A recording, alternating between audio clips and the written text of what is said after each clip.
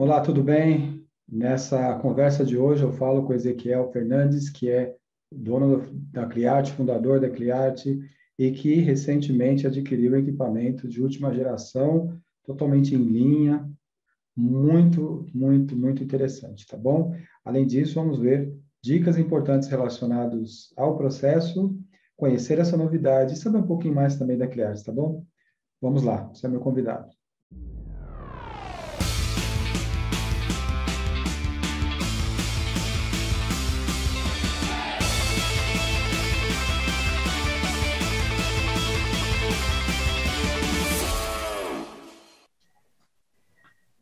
Muito bom. Então, nessa conversa que nós vamos ter hoje, estou aqui com o Ezequiel, fundador da Cliarte, década de 80, né, Ezequiel?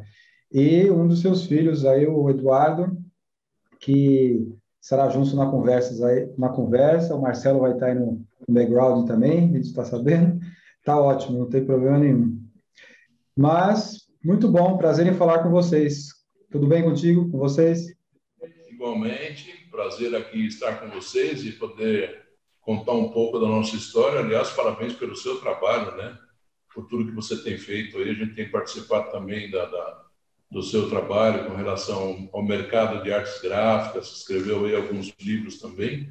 E você é meu amigo, isso para mim é muito legal, né? Meu nome é Ezequiel Fernandes, montei a Cliarte em 1985. Eu comecei na atividade em 1975 com clichêria. Na verdade, eu comecei a trabalhar no ramo de artes gráficas com 12 anos, né? Comecei a trabalhar numa gráfica de tipografia e eu adorei tanto que depois de um tempo eu já montava as ramas para fazer a impressão e depois de um tempo eu trabalhava na Minerva também para fazer a impressão. Então, eu acho que com 12 anos o ramo gráfico aí já me conquistou. Aí, Aí, eu, aí, Ezequiel, mais ou menos década de 70, é isso? Exatamente. Meados da década de 70, então você já estava no ramo gráfico.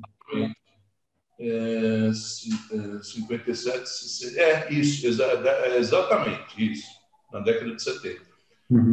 Aí, em 85, eu tive a grata surpresa de trabalhar numa clichêria, onde eu aprendi bastante também, né? Qual clichêria que era? Clichêria Atlantis. Atlantis. Clichêria muito famosa, era numa empresa, tinha o Lastre, a Rufer, existiam outras clichêrias, aí eu não me recordo agora, mas empresas de renome que trabalhavam no mercado há muito tempo, né? Enfim, aí eu comecei a fazer um trabalho na clichêria Atlantis, eu fazia um trabalho na área administrativa, de gestão de administrativo, e depois eu comecei também a me interessar um pouco pela parte técnica. Não que tenha sido o meu foco, mas eu comecei a gostar, né? Porque na minha época tudo era manual. Você tinha, por exemplo, um desenho que você fazia manual, você tinha as letras que você aplicava com letra 7, tudo era muito manual. Você tinha as máquinas de fotografia, com máquinas com... Elas tinham 3, 4 metros de tamanho para você ampliar ou diminuir a imagem. E tudo que você fazia, só para o pessoal de hoje conhecer um pouco, quando você tinha, naquela época que os trabalhos eram de 4 cores, com mais qualidade, você fazia 4 filmes separados da arte e depois um profissional, que na época se chamava peliculador, ele separava as cores no pincel. Era fantástico, era simplesmente fantástico. E a coisa foi evoluindo, isso na tipografia. E um passo para frente, aí começou a parte de flexografia, que na época você fazia um clichê de zinco, depois você fazia uma matriz que se chamava baquelite, e aí você fazia borracha. Eu me lembro bem que logo no começo da Cliarte, nós tínhamos um cliente de potencial de compra muito grande, que era a Divani. Sei. Eles faziam muito saco de papelão, de papel, né? Naquela época já para embalagem para cachorro, embalagens grandes, e eles tinham toda a parte interna lá, por exemplo, de fazer o baquelite e a borracha. Então isso eu aprendi muito também, né? E a gente, na verdade, falava assim, mas tudo bem, a borracha você não tinha uma qualidade perfeita para você reproduzir um trabalho, né? Porque até porque ela não tinha, você não conseguiria linear a borracha, ou ela ficava mais alta de um lado, do outro, enfim. Aí passou-se um tempo e aí veio o fotopolímero, que duas clicherias antigas começaram aqui, a Rufer, a Fotograbe e o Lastre. Foram as três primeiras empresas que começaram a trabalhar com essa tecnologia. E ela custava, você fazia o clichê de zinco, o baquelite e a borracha, saía um X. Só o fotopolímero que você substituiria tudo isso, sairia, na época saía 3x. Então era um custo muito alto, né? Realmente. Mas aí a coisa foi fluindo, foi fluindo, foi fluindo e as coisas melhoraram muito. As tecnologias, os softwares, as máquinas, né? Ela teve uma evolução muito grande. Se você pegar o nosso ramo de 35 anos para cá, com a evolução que você tem hoje, particularmente, especificamente, você sabe melhor do que eu, a gente evoluiu de uma forma assim extremamente absurda, né? Em todos os aspectos. Então, esse é um pouco da minha história. Legal. Mas a Cliart, ela nasceu fazendo foto, fazendo clichê ou fazendo um clichê de zinco? Ou Boa clichê de pergunta. flexo? A Cliart começou fazendo clichê de zinco. Agora, a gente começou fazendo clichê de zinco, mas eu tinha uma clientela diferenciada das clicherias que trabalhavam principalmente com tipografia. Eu segui diretamente para o pessoal de Dry Offset. Um grande cliente meu na época era a Dixie Toga, a ITAP. Então, eu fazia muito clichê do 07. Você tinha que, na época, era clichê de zinco, né? Antes de ser o clichê de nylon hoje, que você fazia as tampas e os potes de margarina e os copos. Mas isso era um volume, assim, na época, fantástico. Outro mercado que a gente atuava muito na Dixie, que fazia muitos copos. Outro mercado que a gente atuava muito também era no mercado que fazia cartazes e catálogos para tinta. Na época era Sherry Williams, se eu não me engano.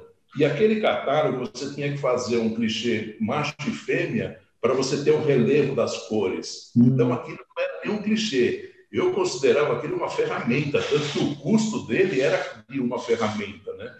Até porque as tecnologias foram evoluindo. Mas esse foi o foco de quando nós montamos a Cliart. Porque se eu tivesse montado a Cliart só para fazer clichê de zinco, ou clichê de tipografia, de santinho, que usava muito, né?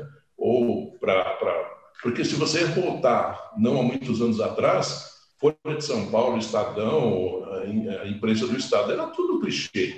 O cara fazia a montagem das letras e as fotografias e os outros logotipos, seja o que for, era tudo feito clichê.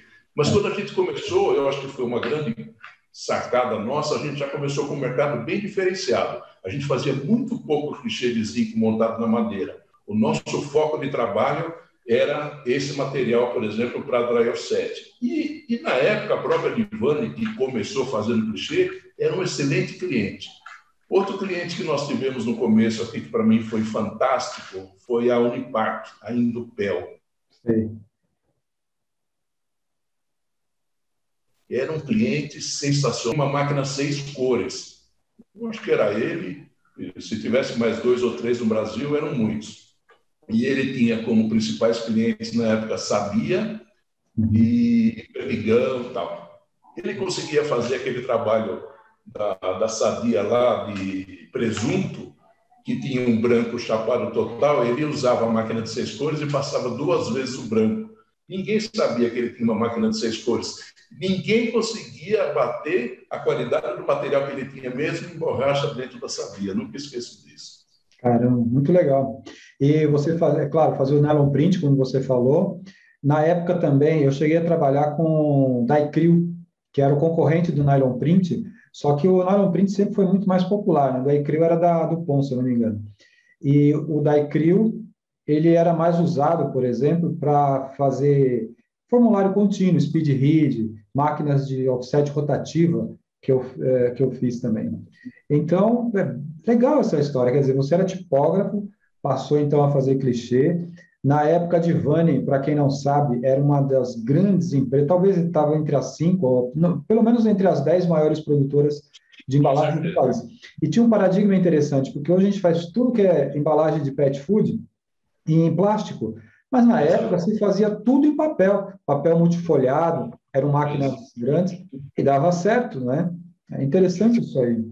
Agora, Ezequiel, também o que motivou também, eu acho que as clichêrias do mercado, foram que algumas clichêrias começaram a puxar coisas mais fortes, que é o caso da Lastre, por exemplo, né? Começou também com puxar os fotopolímeros, fizeram inclusive tentaram fazer jornal, lembra? Na Lastre Gráfica, né? Fazer jornal, inflexografia, lembra disso, né? Muito legal essa Exatamente. história, né?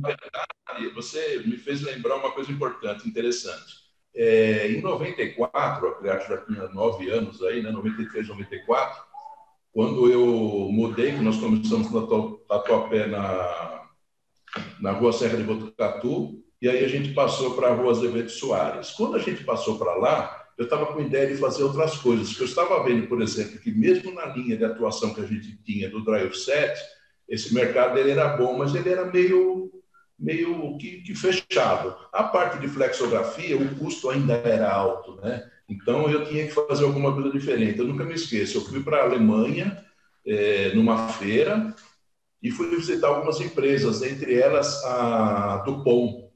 Nunca vou esquecer. Aí nós entramos na Dupont, na Alemanha, e eu fiquei encantado, porque é a primeira vez que eu vi uma máquina de gravar clichê linear. E todas que a gente tinha aqui, inclusive a Indupel Unipac, que já era uma empresa de renome, ela usava uma gravadora de tambor. E a gravadora de tambor, óbvio, ela não tem a qualidade que tem uma máquina de lavagem com escova linear, né? E eu fiquei encantado. Falei, nossa, não é possível que na Europa já está se usando uma tecnologia de fazer o clichê reto, porque você tinha a batida, né, do tambor. E aí eu fiquei encantado, tanto que foi um negócio tão interessante, né, que na época eu fui o garoto propaganda deles desse equipamento lá na Europa. Ninguém entendeu nada, né, um cara de... Enfim. E eu fiquei encantado. Aí o que eu fiz? Eu cheguei no Brasil, a primeira coisa que eu fiz foi importar uma máquina dessas, que foi uma 1001 que eu tive, da Dupont, fantástica. A máquina era fantástica. E era uma máquina linear. Então, como em tudo que acontece no Brasil, todo mundo queria um clichê gravado numa máquina linear. Bom, você imagina que, graças a Deus, o nosso sucesso foi... Você acompanhou um pouco aqui, né? Foi muito legal. Acertou na mosca, né? Acertou na mosca. Então, mas eu fui para buscar outra oportunidade e quando eu fui lá, o legal é isso, né? Porque às vezes fora do Brasil você enxerga coisas que você não vê. Hoje não existe mais isso. Eu acho que a internet, hoje, a própria mídia, já te traz as informações de pronto. Mas antigamente não existia. Você vê, eu fui lá para buscar outro mercado gráfico e fiquei encantado com o meu mercado. Tanto que a gente, graças a Deus, está aqui até hoje. Então, eu lembro que você também trouxe de uma maneira totalmente inédita a OLEC, o sistema OLEC, que é um sistema de luz pontiforme, bem interessante, eu gostava muito, trabalhamos, fizemos alguns trabalhos juntos, e porque o sistema OLEC é uma máquina de cópia, que na época nós estamos falando ainda de cópia laser, estamos falando de cópia convencional, com lâmpadas ainda, né? Lâmpadas UV, enfim, nem LED tinha, lâmpadas UV. E a luz pontiforme, ela desenhava melhor o ponto, porque ela não tinha a difusão que as outras lâmpadas tinham. Claro, a difusão é interessante, mas a luz pontiforme bem controlada, ela fornecia um ponto excelente, né?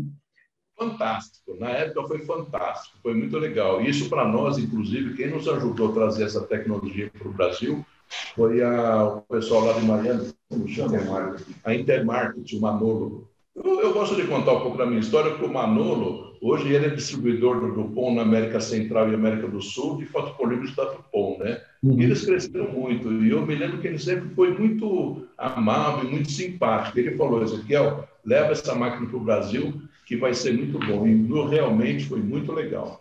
A OLED, é isso mesmo. Sim, porque a qualidade, vamos dizer assim, e o que eu observo é o seguinte na Cliart, além de ser uma clichêria de sucesso, sempre esteve aí, sempre manteve, né, os cuidados com qualidade e tal, e eu vejo que isso sempre foi assim e continua, né? Vamos falar daqui a pouquinho da novidade que você tem, que já não é novidade, que você já divulgou no mercado aí, o pessoal está sabendo, mas gostaríamos de falar um pouquinho mais.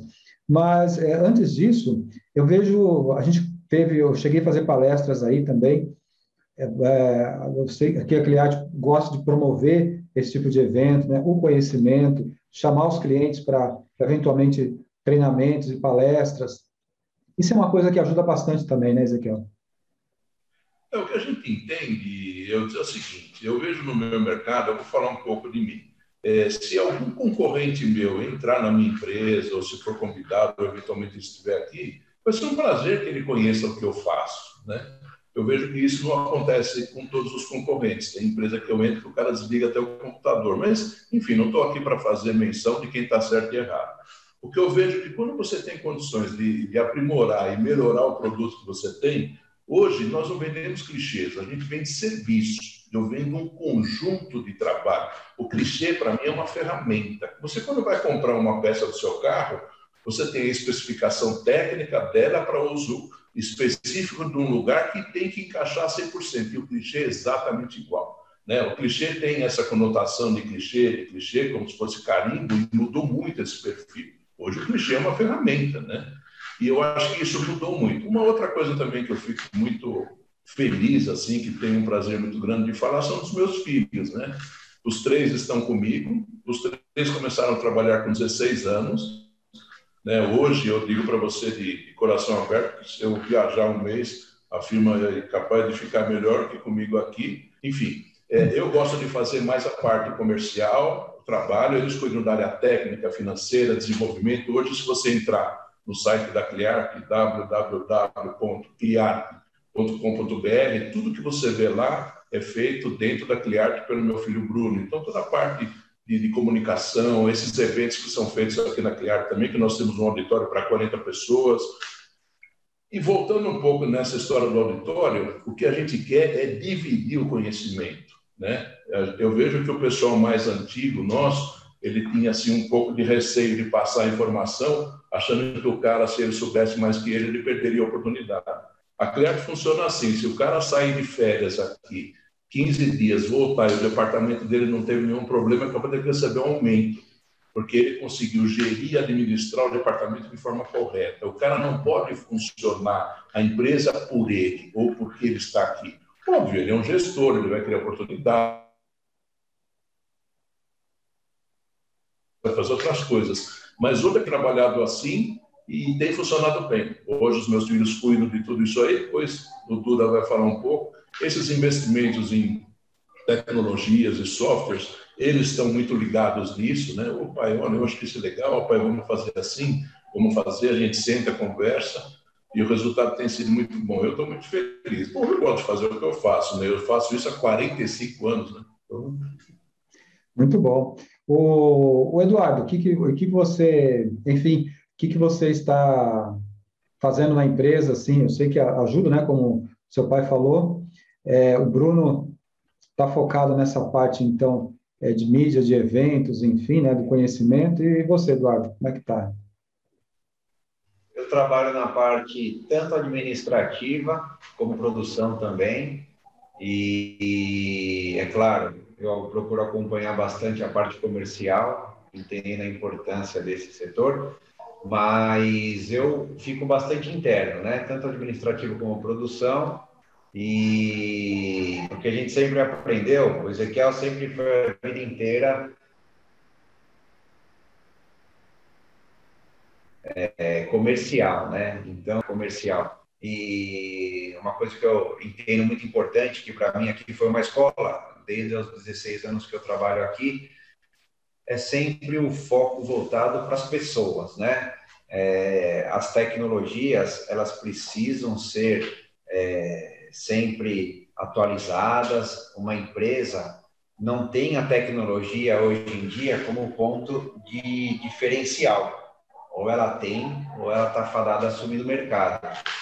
Então, o que a gente entende de diferente é foco nas pessoas. Hoje, a pessoa quem toma a decisão dentro de um cliente é uma pessoa, quem faz a compra, quem faz rodar o seu material. Então, a Cliart sempre procurou, além de estar sempre na vanguarda das tecnologias, do que tem de material, de equipamento, é um foco voltado para a pessoa também, a parte de atendimento, a parte de facilidade que você leva para uma empresa. Esse sempre foi o nosso foco. Então, a gente entende que a importância tanto das pessoas dentro da empresa como de fora, isso tem a ver com o que você falou dos treinamentos que a gente procura oferecer aqui sempre na Cliarte. Porque o desenvolvimento intelectual, tanto de quem trabalha aqui como dos nossos parceiros, isso gera ganho para todos, né? Não só para nós. Mas eu sou muito contente também. Sempre atuei nesse ramo, porque aqui foi praticamente a minha primeira experiência. Comecei aqui em fevereiro de 2002, estou até hoje. E sou apaixonado, como falam, né? O ramo gráfico ele é apaixonante uma vez que entra no seu dia a dia assim, você não consegue mais sair, isso é verdade. Então é legal ver como ele tem desenvolvido, novos cursos têm surgido, a parte de comunicação digital tem crescido bastante. E aí fala, poxa, então será que a flexografia, qual que é o futuro dela? É preocupante? Eu vejo pelo contrário. Uma empresa que presta serviço, uma empresa que serve o mercado como a Cliarte sempre procurou fazer, ela apenas redireciona o barco e está sempre promovendo avanço, promovendo tecnologia e atendimento para onde o mercado caminha. Sou muito contente aqui no que faço e no ramo que atuo. Legal. E o Marcelo? O Marcelo, deixa eu ver se ele está aqui, ele está fazendo um trabalho de contra-regra, né? Deixa eu ver se a gente acha. Deixa eu ver se eu acho ele aqui no escritório. Apareceu. Tudo bem, você? E aí? O que você está fazendo hoje na Cliarte? Eu trabalho bem junto com o Eduardo. A gente acaba sendo uma dupla aqui. E a gente trabalha bem juntos na área administrativa. Só que ele, como ele comentou, ele acaba fazendo um braço a mais na parte comercial e eu na parte financeira. Legal. Mas nessa parte de suporte ao Ezequiel, a gente está sempre junto. Nessa parte de pesquisa, na parte de contatos para desenvolvimento de novas tecnologias, a gente sempre conversa bastante, sempre pesquisa juntos, né? Estamos sempre trocando informação, experiências, do que a gente viu cada um na sua faculdade, quando a gente fez, experiências que a gente tem. Eu trabalho, tanto que a gente trabalha na mesma sala. Então, a gente tem um trabalho muito próximo. Tudo que ele falou comigo acontece o mesmo. Eu estou aqui também desde os 16 anos, estou um pouco mais novo que ele, mas eu estou aqui já, acabou de fazer 15 anos. Também é onde eu me desenvolvi, é onde eu comecei a trabalhar estou aqui desde o ensino médio. Então, quando eu fui fazer faculdade, eu fiz faculdade de administração.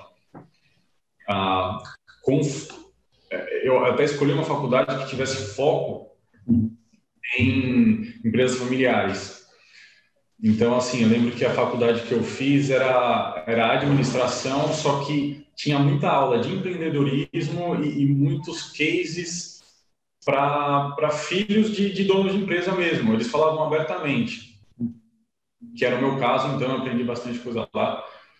Mas eu acho que o que a gente mais aprende é aqui mesmo, né? Andando junto com meu pai,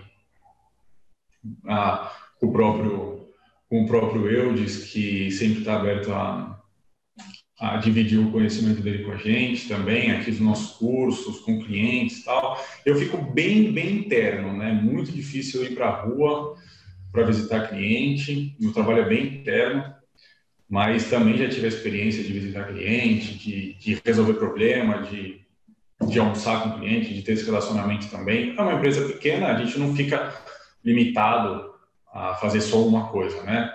Claro, com certeza. Muito legal, muito bom. Prazer em vê-los aí, né? E para mim é uma alegria, porque eu conheço vocês desde muito jovem, né? Bem jovenzinho. Lembra quando vocês começaram, né? Desde que eu comecei. Eu conheço o Ezequiel também desde o começo, lá, muito tempo atrás, né?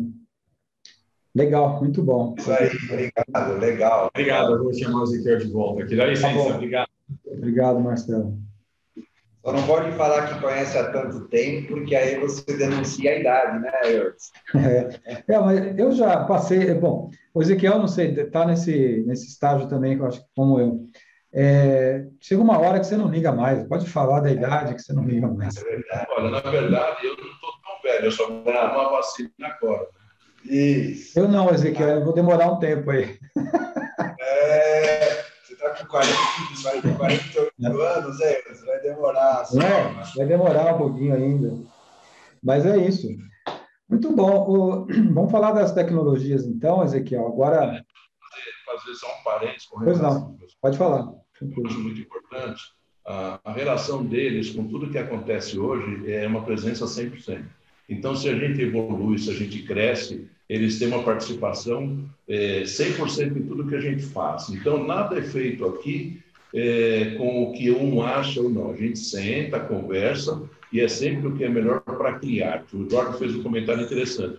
O que eu posso fazer para melhorar a minha relação com o cliente? O que você vende clichê? Negativo. Eu vendo serviço. O que você precisa? Por exemplo, hoje, os trabalhos mais refinados, com mais qualidade, retículas, tudo, o cara recebe uma prova GMG, que é uma prova digital contratual, e ele recebe uma prova de substrato também. Então, você fala, puxa, mas hoje a probabilidade do cara perder um setup com uma prova de substrato é praticamente zero. Então, a gente criou essa plataforma de trabalho com o cliente para que ele tenha segurança que ele consiga receber o produto e colocar em máquina sem problema nenhum. Então, a gente detecta que internamente se existe algum problema ou não. A gente tem alguns softwares que a gente faz averiguação dos trabalhos.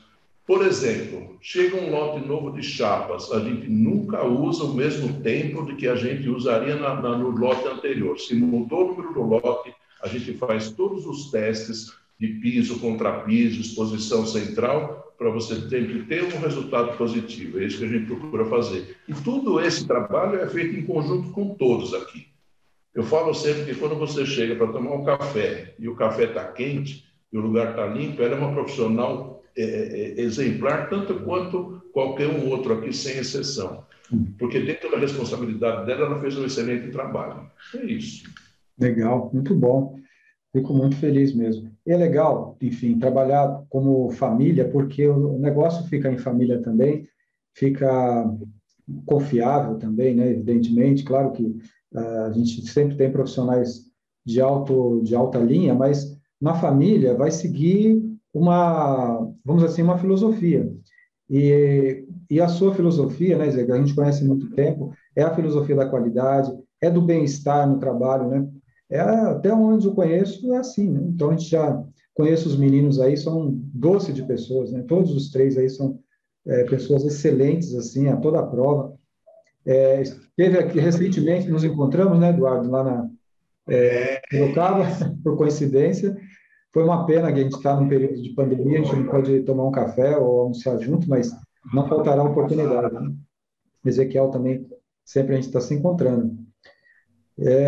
Legal, Ezequiel. E o sistema Xsys, que vocês adquiriram agora recentemente, gostaria que você falasse um pouquinho. Por quê? Eu gostaria que você falasse, porque uma tecnologia, é uma tecnologia, claro, de chapa LAN, de cópia digital e de gravação. Esse, para mim, é um diferencial. A outra é ter uma cópia espetacular aí de 5.000, acima de 5.000 dpi, né? Gostaria que vocês falassem um pouquinho, então, da tecnologia e explicassem também, por favor. Bom, é o seguinte, o mercado, a clichêria, ela é um posto de gasolina, né? Então, você tem gasolina para o cara que tem um carro A, B e C. Então, você tem uma octanagem A, B e C. Hoje, a clichêria não é diferente. Hoje, dependendo do equipamento que o cara tem, da máquina que ele tem para reproduzir uma impressão, eu consigo viabilizar dentro das tecnologias o melhor que ele pode tirar. Então, hoje, eu tenho excelentes trabalhos gravados em 2540, com todas as tecnologias também. Tenho excelentes trabalhos gravados em tecnologias, por exemplo, hoje no nosso mercado se chama W06. Cada clichêria põe um nome, né? Ela cria lá um logotipo com o nome dela. O nosso é o W06, depois a gente pode até criar um, mas é esse do mercado. Hoje, a grande jogada do nosso mercado, do nosso equipamento, do nosso investimento, é o nano, né? O nano é uma tecnologia que você consegue uma reprodução extremamente fantástica de chapado com retícula, você consegue uma qualidade fantástica, você consegue aplicar a nanotecnologia ou microponto num ponto de 1%. Enfim, tudo que você pode imaginar de tecnologia gráfica e flexo, eu consigo fazer. Só que tudo isso que eu tenho, eu preciso viabilizar dentro do conceito da máquina que o meu cliente tem. Não adianta eu mandar para ele, né, pôr uma gasolina de R$10 o litro e o carro dele não passa 120. Eu não estou aqui para subestimar o que ele tem, eu estou aqui para melhorar o que ele tem. Para você ter uma ideia, a própria Flint nos trouxe há 3 anos atrás, é isso? Como é que chamava a outra tecnologia aqui, filhão? O ponto flat, Next. Eles nos trouxeram o Next, que também era um trabalho de ponto flat, né? A gente até foi para a Alemanha ver isso daí, foi fantástico. O que acontece? Eu consigo viabilizar e ajudar o cara que trabalha com 30 linhas ou chapado e consigo ajudar e viabilizar o cara que trabalha com 70 linhas também. Isso é fantástico. Quando você tem uma tecnologia que você atende o range de mercado, o cara fala assim, não, a minha tecnologia ela só fica bem numa máquina de elétrico. Não, exatamente não. Eu atendo bem qualquer um. Eu tenho clientes, por exemplo, que trabalham com papel até hoje, trabalham com um material 30 linhas, 32 linhas, e eu consigo uma qualidade de reprodução, principalmente de densitometria, muito superior à que ele tem hoje, por você ter um equipamento que consegue viabilizar isso. Então, eu tenho um range de qualidade para todos os meus clientes. Os clientes mais refinados, eu tenho uma tecnologia que a gente usa, algumas tecnologias híbridas aqui, até com retículas, que você já sabe do que eu estou falando, mas, em resumo, todo investimento ele é feito para atender o mercado de uma forma geral. E, claro, eu digo para você que hoje, dentro desse perfil, a gente está fazendo alguns estudos, nós temos um concorrente hoje no mercado de chapas aí que trabalha muito bem, mas a chapa dele é uma chapa convencional laminada, né? O resultado é fantástico. E essa tecnologia que chegou da Europa aqui, eles dizem que a gente consegue um resultado muito parecido, e a gente já está conseguindo, mas eu acho que a gente só vai colocar isso de forma mais viável a hora que a gente tiver os resultados, porque quem diz para mim o que é bom e funciona é o cliente, né? É o cliente, exato. E qualidade é ainda aquela máxima dos anos 90, no boom da qualidade total, do TQC, etc., que era o seguinte, a qualidade é o cliente que diz o que é qualidade. Eu costumo brincar, às vezes, em palestras ou em cursos que eu dou, e eu pergunto, às vezes eu mostro um saquinho de papel, um saquinho de pão feito em flexografia e um laminado de snack, por exemplo, né? Muito bonito. Então eu pergunto, qual tem mais qualidade? É quase que unânime as pessoas falarem, o saquinho laminado de snack tem mais qualidade. Eu falei, não, o dono da padaria, o saquinho de snack, ele não vai colocar pão ali. Para ele, isso não tem qualidade. Para ele, o que tem qualidade é o saquinho impresso ali, em flexografia, em 1 ou 2 cores, escrito, agradecemos a preferência. Então, qualidade ainda é a percepção do cliente, mesmo que alguns acham que não. Então, eu concordo com isso. Isso mesmo, é isso mesmo. Outra coisa que eu vejo também, Ezequiel, também, acho que talvez vocês concordem, está bem dentro do que você falou. Às vezes, eu já vi clientes, por exemplo, querer convertedores com uma característica de anilox, por exemplo, com, vamos ver, na época, 280 linhas, mas ele queria reproduzir um clichê com 70 linhas. Então, não ia dar certo, não estava dando certo. De 10 minutos, ele tinha que parar para limpar o clichê. Então, a gente teve que alterar, dar um passo para trás, voltar muito para trás, para dizer a verdade, tipo 36 linhas, e depois configurar a máquina, tinta, anilox. Opa, agora que está configurado, vamos para frente. Vamos fazer 70 linhas? Talvez não, dependendo da aplicação, porque às vezes o cliente não tem essa percepção. Então, você se esforça, o convertedor, porque uma coisa é imprimir 60 linhas, a outra é imprimir 70. Parece fácil, mas não é. E não tem problema nenhum se a empresa consegue fazer, e tem gente que faz isso ou até mais, está ótimo, não tem problema. O problema é quando o cliente também, você falou de você subestimar, mas o cliente às vezes superestima também a capacidade dele. ele não percebe isso, mas ele é convertedor, né, eu digo.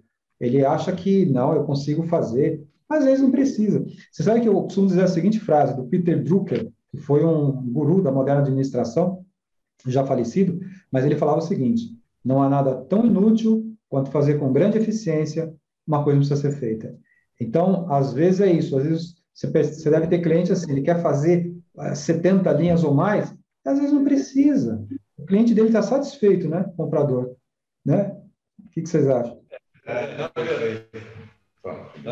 Na verdade, o conceito de uma clichêria, volta a falar que é serviço. Eu oriento ele o que ele pode fazer de melhor. Se ele confia no meu trabalho e confia no que eu faço, hoje isso mudou muito, né? Eu consigo viabilizar para que ele chegue no melhor que ele pode fazer dentro da sua característica. Porque se o cara tem até 120, ele não vai chegar a 140. E se ele chegar, ele vai mandar uma hora só que vai explodir o motor dele. Então, o conceito de trabalho, eu tive uma história recente aí de um cliente que imprime papel, 30 e poucas linhas, né? E ele falou assim, o que aconteceu, né? Eu falei, pronto, né? Porque o cara, quando eu ligo, mas como é que aconteceu? Eu falei, não sei, poderia trocar os meus anilóxicos, não preciso trocar mais, eu estou conseguindo uma cobertura fantástica, e eu fiquei tão feliz, porque ele é um cara de trabalho simples, né?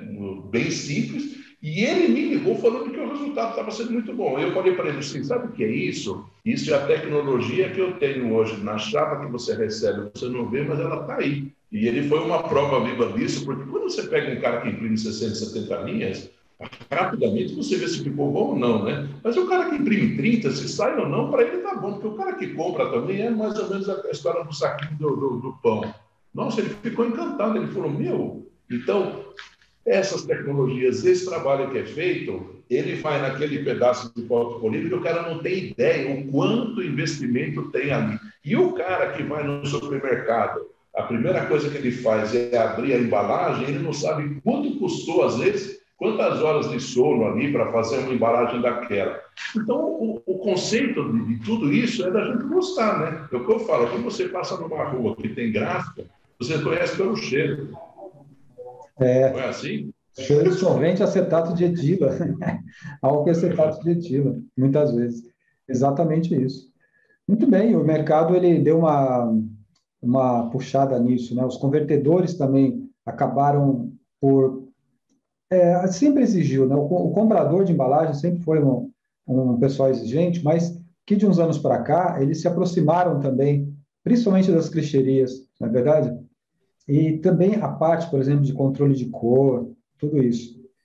Agora, Ezequiel, eu gostaria que você dissesse algumas sugestões ou ideias aí para o convertedor, por exemplo, cuidados com o clichê, porque às vezes a pessoa acha que o clichê é indestrutível, né? Que aquele é borracha, então você pode fazer o que você quiser com ele, que não tem problema. Mas o que recomendações aí você daria, dicas que você daria aí para o pessoal convertedor que consome clichê? Olha, primeira comunicação minha com relação às chapas que nós temos no mercado hoje, todas elas são boas. Se o convertedor falar que a chapa dele é melhor, que a outra é melhor, é conversa. Todas elas são boas. A gente conhece todas elas, trabalhou com todas elas, né? Agora a gente fez uma parceria com a Flint, então, obviamente, a gente trabalha com eles. A Flint é uma chapa alemã de altíssima qualidade, mas os concorrentes dela também trabalham com chapas de alta qualidade. O que eu vejo hoje, que é muito comum acontecer, é que o cara quer ter uma impressão regular e sempre boa, só que ele usa tinta diferente toda hora, enfim, o conceito do trabalho que ele tem dentro da fábrica dele, ele muda muito. Toda vez que você muda uma peça, com o clichê, você muda todo o processo. Então, o que a gente faz? A gente faz, geralmente, num cliente novo, um teste form, um single color, não precisa de teste de cor. Ali eu tenho a raio-x da máquina do cara, o percentual que ele consegue imprimir, né? O cara fala assim, não, mas o meu clichê grava 1%. Não te interessa gravar 1%, você interessa saber o quanto ele reproduz na máquina dele. Se é 4, se é 5, aí você vai trabalhar para que ele tenha um resultado bom. Eu consigo ver quanto ele tem de ganho de ponto, enfim, eu tenho todo o quadro dele. Esse quadro todo eu passo de informação para o meu trabalho e a capacidade do trabalho sair muito bom é de 100%. E claro, a gente tem um conceito junto com o convertedor, né, de quem ele usa de tinta tal, que ele seja regular, pelo menos, né? Às vezes o cara, por 1 centavo, 2 mais barato, ele acaba comprando e ele cria todo um problema no processo todo. É o que a gente tem feito. E a participação, né, com relação aos clientes. Outra coisa que a gente tem feito, e o resultado tem sido muito bom, isso já faz uns 6, 7 anos, a gente tem muitos clientes que não é o convertedor, é o dono do produto. Então, hoje a Cliart tem uma agência também, então eu crio os produtos para ele, faço os mock-ups, se for preciso, do material, como vai na gôndola do supermercado, eu tenho um módulo de impressão aqui para isso. Então, eu consigo viabilizar essas empresas e o resultado tem sido muito bom. Por exemplo, o cara vai imprimir no A, B, C e D. A garantia minha é que ele consegue ter um trabalho muito uniforme nesses 4 convertedores. Esse é o trabalho de serviço da Cliart também hoje no mercado. Legal. E essa aproximação com o comprador de embalagem ou com o desenvolvedor é extremamente importante, né? Porque acaba... porque o convertedor, ele pega o que o cliente quer, ok. Só que entre a criação e o resultado final, tem um tempo aí, tem um espaço, e esse espaço, às vezes, ele é longo demais. Então, no meio do caminho pode ter ruído. Então, o cliente pede de um jeito e ele acaba recebendo de outro. Aí, quem é responsável para fazer essa correção? A clichêria. Agora, por quê? Porque as coisas não chegaram redondas para a clichêria. Então, o arquivo não chegou correto, né? Chegou faltando coisas, as informações de cor não estão corretas, por exemplo, informações de Pantone não estão corretas, Pantone como referência, né? Então, a gente vê realmente essa dificuldade hoje no mercado. Eu percebo isso em muitos lugares, né? E você vê que pelo tempo que a Flexo está funcionando, o mercado gráfico, a rotogravura offset, esses problemas não eram mais para ter, né? Você concorda que o mínimo que um cara tem de conhecimento para mandar fazer um clichê, volto a falar, o clichê é uma ferramenta, ele tem que ter a especificação toda, né? Então, a gente também cria algumas oportunidades, por exemplo, quando a gente vê que um comprador começa a mandar quadrado e a gente faz redondo, a gente chama o comprador aqui, a pessoa que elabora, e a gente faz um treinamento dele interno aqui para que ele consiga mandar isso melhor, porque nos ajuda muito também. Ele aprende, conhece como funciona, né? Porque antigamente o cara falava assim, não deixa ele mandar assim, porque eu ajustando, ele só manda para mim. Eu acho que isso não existe mais. Exato. Mudou, o perfil mudou, as coisas mudaram. A gente tem que acompanhar não só o desenvolvimento, não só a tecnologia, mas o entendimento também do mercado. Então, a gente está num novo paradigma. O novo paradigma hoje é de que nós não temos a presença, por outro lado, descobrimos novas ferramentas. Pouca gente conhecia o Zoom, agora todo mundo conhece, as ferramentas de reunião. Descobrimos que às vezes não precisamos ir para muito longe para visitar o cliente, embora eu acho que isso é importante. Acho que você também acha, né, Ezequiel? De ir lá visitar o cliente e tudo. Isso não vai acabar nunca. Eu acredito que agora, nesse momento com a pandemia, isso se distanciou. A gente teve uma probabilidade de conhecimento de outras tecnologias. Hoje é a 3ª reunião que a gente está fazendo aqui, agora com você. Então, isso viabilizou demais, né? As coisas que poderiam demorar, de repente, você ir visitar o cara. Agora, a parte de relacionamento do ser humano, o ser humano é movido por emoção, não tem diferença disso. É isso aí. Muito bom. Eu queria só, rapidamente, o Eduardo está cuidando disso, a Cliart também já faz um ano e pouco, que trabalha como agência, e a gente está participando de produtos de marcas próprias, de mercados de até 30, 32 lojas. O Eduardo está cuidando disso, eu queria que ele falasse um pouquinho sobre esse trabalho da Cliart também. Legal, dentro do que vocês estão comentando, que a clichêria hoje, ela ajuda também a gestão de cor, né? O controle de identidade de embalagem do fabricante final. A gente acabou farejando a oportunidade, a necessidade que algumas redes supermercadistas têm, porque é o seguinte, a marca própria ela é uma realidade que tem hoje, lá fora é muito forte, o Brasil ainda está engatinhando, então algumas redes de supermercado querem fazer, só que entre querer e conseguir operacionalizar isso, é um mundo muito distante, porque é uma coisa que o supermercadista não é o universo dele é estar com a loja, o produto na loja, ter giro, receber, vender, e ele precisa, então, vamos supor, eu e meu amigo eu montamos um supermercado, certo? A nossa vida sempre foi vender, venda, é ponto de venda, é o varejo, é coisa rápida, tem que ser muita velocidade. Aí a gente fala, poxa, vamos começar a trazer uma marca própria. Nem vou aqui falar dos atributos da marca própria, tá? Questão de fidelidade, que são diversos, mas vamos falar já entrando na realidade que a gente quer fazer. Eu e o Eudes estamos lá. Eu sou o que anda pela loja, o Eudes é o comprador.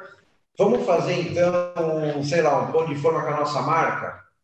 Beleza, eu conheço quem faz quem fabrica o pão de forma, porque eu já compro dele, mas eu vou precisar ir atrás de quem desenvolve a arte.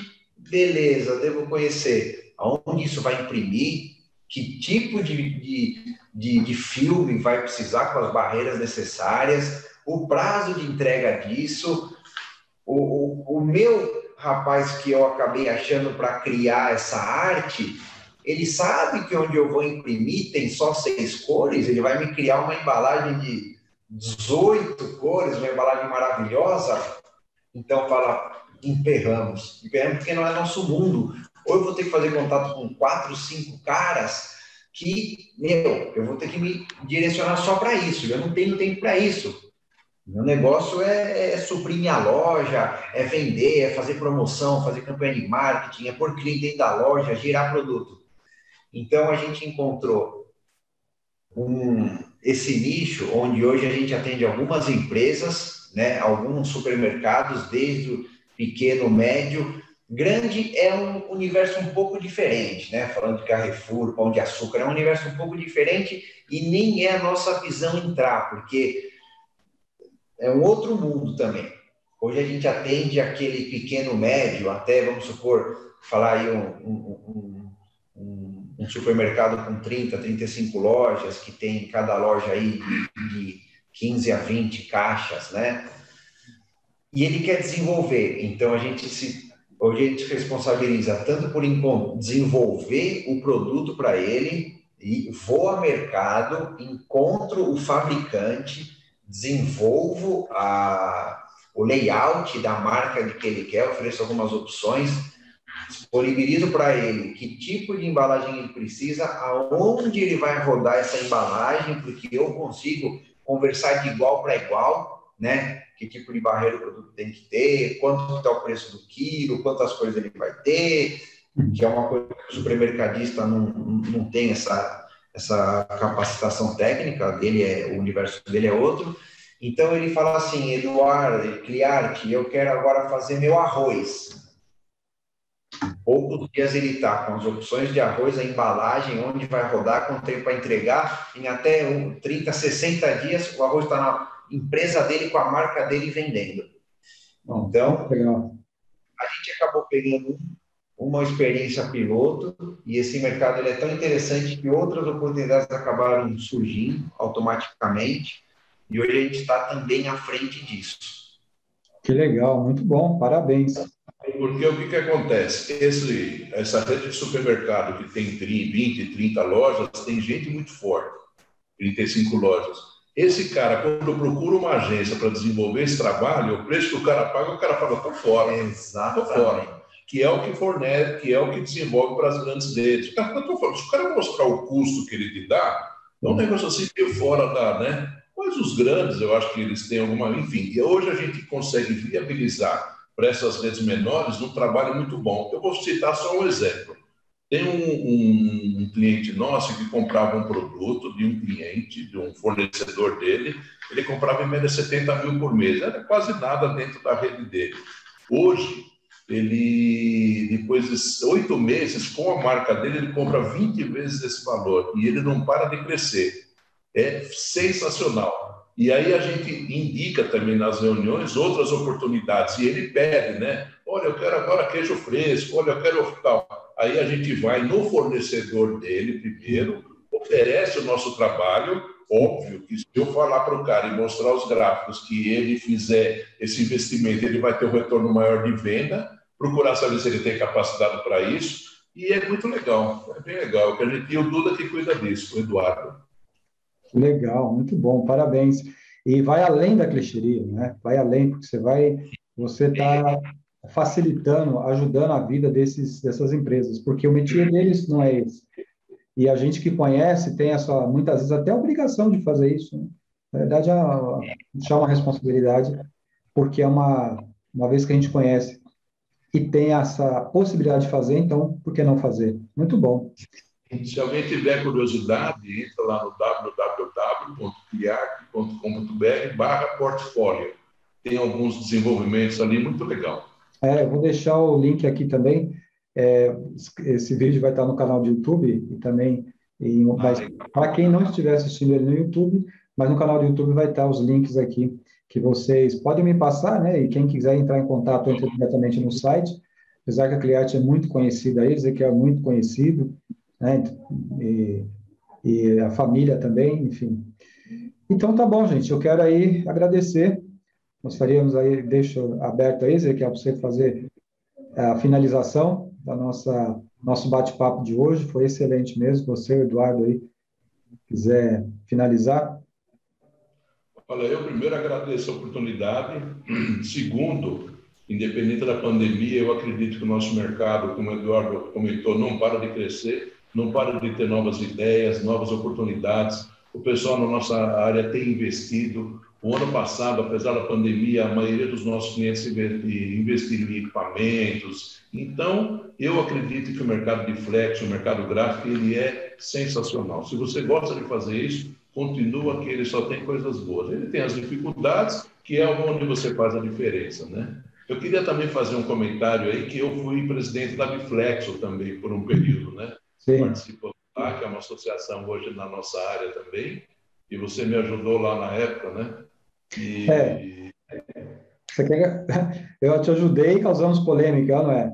Na época a gente quis agregar a rotogravura, chegou a sair um exemplar da Inforflex, o Inforflex Roto, é um exemplar histórico, porque você havia me convidado, então, para encabeçar a parte de rotogravura. Por que não, né? Porque a gente... e a ideia sua, para mim, sempre foi excelente, porque não é ver assim como inimigo, né? A rotogravura é inimigo da Flex. A gente não pode entender que as coisas sejam assim. São complementares, muitas vezes. E outra, a Flexo tem um caminho dela e se tornou o maior processo de impressão do mundo, independente de apoiar a rota ou não, ou outros processos de impressão, na é verdade? Isso é uma... A rota é uma impressão flexível também. Também. Aliás, não desmerecendo, mas a ideia dessa junção foi sua, não foi? Eu não sou tão esperto assim. E você, como cuidava da parte de fotogravura, a gente tentou fazer e a gente foi bem tranquilo, né? Porque eu nunca vi tanta gente falando que não queria. Nós fizemos uma reunião na Biflexo, que nunca aparecia mais de 3, apareceram uns 30, lembra? Daí nós falamos, vamos fazer o seguinte, a gente não está aqui para impor nada. Era uma sugestão do meu amigo Eudes para a gente desenvolver um trabalho em conjunto, né? E aí o pessoal botou, não, tá boa, foi tranquilo. Sim. A ideia foi ótima. Até porque a associação, hoje, por exemplo, a associação fala bastante de impressão digital, o que é normal também, assim, vamos dizer assim, porque... Não é? Porque um dos segmentos que está correlacionado é a impressão digital na parte de banda estreita. Então, nós estamos falando de Flexo, mas a Flexo hoje, cada vez mais, está interligada também com máquinas híbridas, por exemplo, com impressão digital. Então, nós vamos ignorar o processo de impressão digital? Não, vamos falar também qual o problema. Porque o que tiver que ser, será, não é? A Flexo se tornou o maior processo de impressão do mundo, independente das pessoas quererem ou não juntar, ou apoiar ou não um processo de impressão que para mim, não faz sentido, né? A gente tem que olhar o negócio como um todo. Exatamente. É isso aí. É isso aí. Obrigado, Eudes. Uma satisfação poder participar. Depois eu vou querer assistir aí. Eu passo aí. Os outros conteúdos do seu canal são muito interessantes também. Uhum. É uma satisfação fazer parte dele agora também. Então tá bom, moçada. Obrigado aí. O Marcelo tá por aí ainda para dar um tchau para ele? Não, já entrou no escritório. Né? Tá bom. Mas muito obrigado pela oportunidade e sucesso no seu trabalho. Obrigado. Valeu, Ezequiel. Valeu, Eduardo. Obrigado. Um abraço a todo mundo. Fiquem com Deus. Boa noite. Tchau.